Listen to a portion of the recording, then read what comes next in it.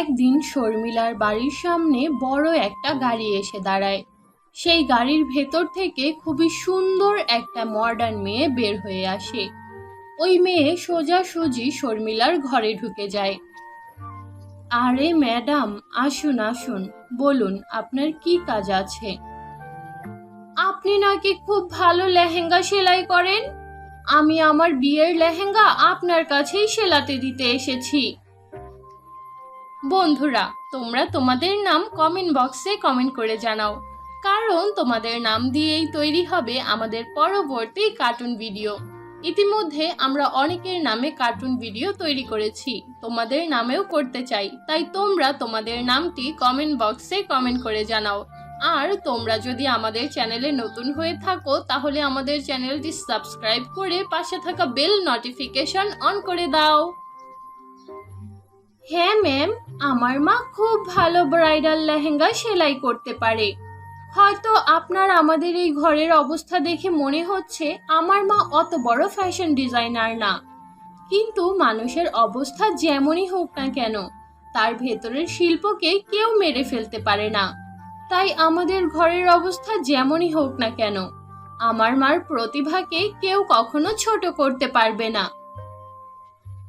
আচ্ছা আচ্ছা, ঠিক আছে, আমি এত লেকচার শুনতে আসিনি। শোনো, 1 সপ্তাহ পরেই আমার বিয়ে। এই নাও আমার লেহেঙ্গা বানানোর অ্যাডভান্স 1 লাখ টাকা। তুমি যদি 1 সপ্তাহর আগে আমার লেহেঙ্গা সেলাই করে দিতে পারো তাহলে আমি তোমাকে আরো বেশি টাকা দেব। এখন বরং আমি আসি। এইটুকু বলে ওই ম্যাম সেখান থেকে চলে যায়। মা, এই ধনী লোকেরা বড্ড অহংকারী। তুমি কেন ওদেরকে জামা কাপড় সিলিয়ে দাও, মানা করে দিতে পারো না? না রে মা, এমনিতেই কাজ বন্ধ হয়ে গিয়েছে, তার উপর এখন যাও আসছে, তাও যদি না করে দেই তাহলে তো আমরা না খেয়ে মরবো রে। তুই রাগ করিস না, আমাকে এক্ষুনি বাজারে যেতে হবে। বাজারে গিয়ে ওই লেহেঙ্গার কাপড় আর ফ্যাব্রিক কিনে আনতে হবে। তুই ঘরেই থাক। এইটুকু বলে শর্মিলা বাজারে চলে যায়। ভাই সাহেব, এই লিস্টে যা যা আছে আপনি সবগুলো আমাকে প্যাকেট করে দিয়ে দিন। একটু জলদি করবেন, বাইরে অনেক জোরে বৃষ্টি নামছে। আরে শর্মিলা বোন, আমি এক্ষুনি তোমাকে তোমার সব জিনিস দিয়ে দিচ্ছি। তুমি তো আমার পুরানো কাস্টমার। তারপর শর্মিলা লেহেঙ্গা বানানোর যাবতীয় সব জিনিস নিয়ে বাড়ি ফিরে যায়, কিন্তু বৃষ্টিতে ভেজার কারণে শর্মিলার অনেক ঠান্ডা লেগে যায়। আরে মা, তুমি এই ঠান্ডার কারণে তো থরথর করে কাঁপছো। একটু দাঁড়াও, আমি এক্ষুনি তোমার জন্য চা বানিয়ে নিয়ে আসছি। একটু গরম চা খেলে তোমার কিছুটা ভালো লাগবে। চা খেয়ে কিছুক্ষণ রেস্ট করে নাও, তারপর তুমি তোমার কাজ শুরু করো। তারপর শর্মিলার মেয়ে শর্মিলাকে চা বানিয়ে এনে দেয়। চা খেয়ে সে তার কাজে বসে। টানা 2 দিন পরিশ্রম করার পর শর্মিলা ওই লেহেঙ্গাটা বানিয়ে ফেলে। যাক, অবশেষে লেহেঙ্গাটা বানানো হলো। কিছুক্ষণের মধ্যেই হয়তো ওই ম্যাডাম এই লেহেঙ্গাটা নিতে চলে আসবে। আমি বরং এই লেহেঙ্গাটা ইস্ত্রি করে দেই। এইটুকু বলে শর্মিলা লেহেঙ্গার উপর ইস্ত্রি করতে শুরু করে। এমন সময় সে তার বাড়ির উঠোন থেকে কান্নার আওয়াজ শুনতে পায়। শর্মিলা লেহেঙ্গা ওই অবস্থাতে রেখেই বারান্দায় চলে যায়, আর সেখানে গিয়ে সে দেখে এক বৃদ্ধ মহিলা মাটিতে পড়ে ছটফট করছে। শর্মিলা ওই বৃদ্ধ মহিলার কাছে যায় আর তাকে সাহায্য করে। তোমাকে অনেক অনেক ধন্যবাদ বেটি। আরে বুড়ি আম্মা, আপনাকে দেখে তো মনে হচ্ছে আপনি অনেকক্ষণ ধরে বৃষ্টিতে ভিজেছেন, যার কারণে আপনার গায়ে জ্বর চলে এসেছে। আসুন, আপনি আমার ঘরের ভেতরে আসুন, আমি আপনাকে গরম পানি করে দিচ্ছি। গরম পানি দিয়ে গোসল করলে আপনার কিছুটা ভালো লাগবে। এইটুকু বলে শর্মিলা ওই বৃদ্ধ মহিলাকে ঘরের ভেতরে নিয়ে যায়। এরপর যখন তারা ঘরের ভেতরে ঢুকে তখন শর্মিলা দেখে ওই লেহেঙ্গাটার অনেকখানি অংশ পুড়ে গিয়েছে। এমন সময় সেখানে শর্মিলার মেয়েও চলে আসে। আরে মা, এইরকম পোড়া পোড়া গন্ধ কোথা থেকে আসছে? আর এই আম্মা কে? হে উপরওয়ালা, এটা আমি কি করলাম? এত দামি লেহেঙ্গা পুড়িয়ে ফেললাম। এখন আমি ওই ম্যাডামকে কি জবাব দেব? শর্মিলা এটা নিয়ে খুব আক্ষেপ করছিল। তারপর সে যখন তার ঘোর কাটিয়ে পেছনে ঘুরে তাকায়, তখন সে দেখে ওই বৃদ্ধ মহিলা কোথাও নেই। আরে, ওই বুড়ি আম্মা কোথায় গেল? কিছুক্ষণ আগে তো এখানেই ছিল। কিছুক্ষণ পর সেখানে ওই ম্যাডামটা চলে আসে, আর সে তার পোড়া লেহেঙ্গা দেখে প্রচন্ড রেগে যায়।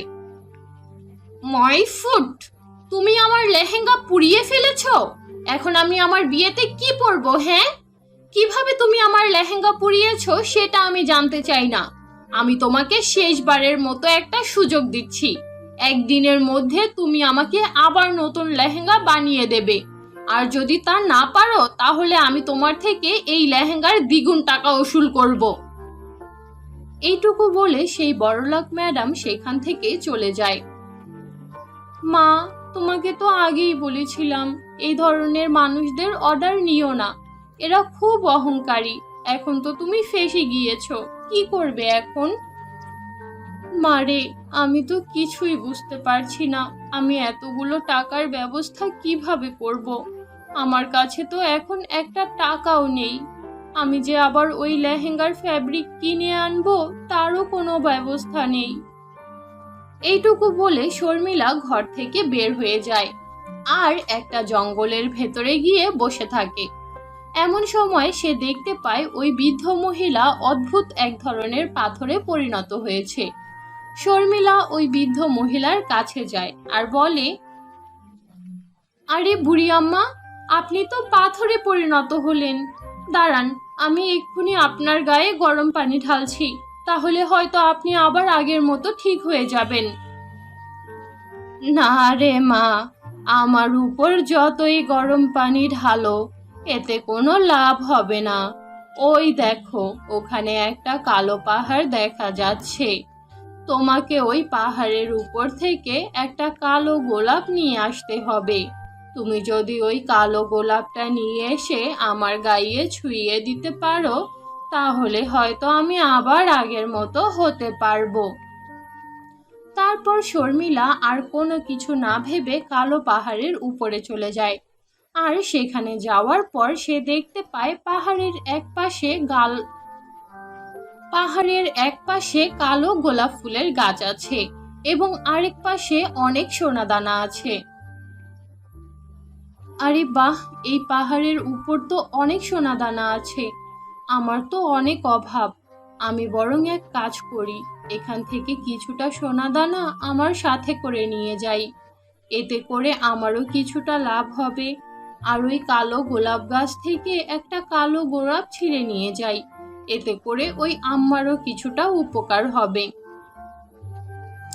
না না শর্মিলা, তুমি এমনটা করতে পারবে না।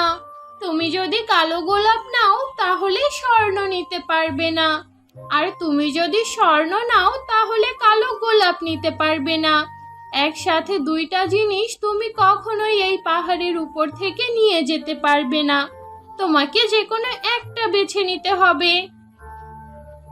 আচ্ছা ঠিক আছে, তাহলে আমি এই কালো গোলাপকেই বেছে নিচ্ছি, কারণ যেইভাবেই হোক আমাকে ওই বৃদ্ধ মহিলাকে সাহায্য করতে হবে।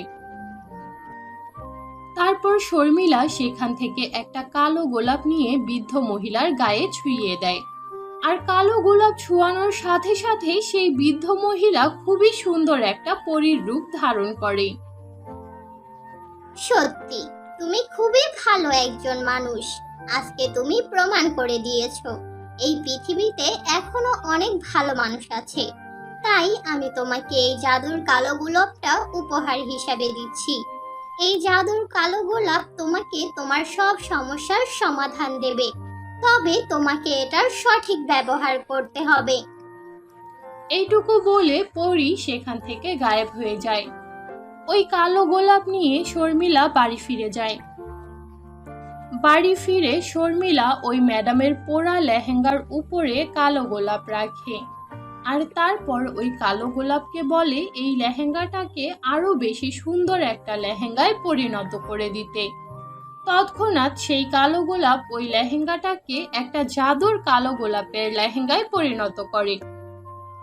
এরপর যখন ম্যাম তার লেহেঙ্গাটা নিতে আসে তখন সে এত সুন্দর আর ইউনিক লেহেঙ্গা দেখে অনেক বেশি খুশি হয়ে যায় আর শর্মিলাকে অনেকগুলো টাকা দিয়ে সেখান থেকে চলে যায়।